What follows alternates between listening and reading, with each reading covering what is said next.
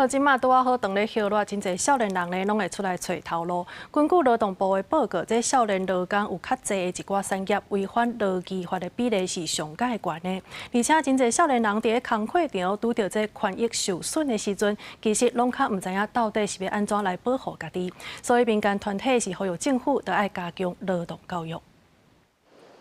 7月是真侪毕业生和少年人找工课的时阵，根据劳动部自2023年的统计资料，实施超过38000多场的劳检，有8000多件的厂商违法，其中少年人食头路比率上悬的批发零售业、旅宿业和餐饮业，违反劳基法的项目上多。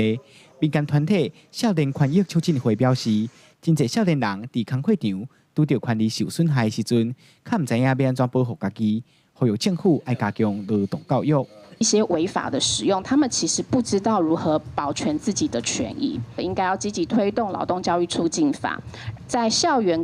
与职场当中建立系统性的劳动教育。另外，根据劳动部的资料，自2021年到今，因为无符合基本薪资条件，互人发的厂商有858件，其中保全业占24%。劳工团体表示，显示保全工课权益无受到重视，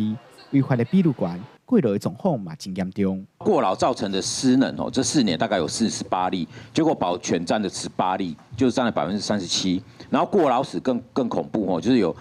这4年大概有67例，结果保全占了37例。针对这些密集违法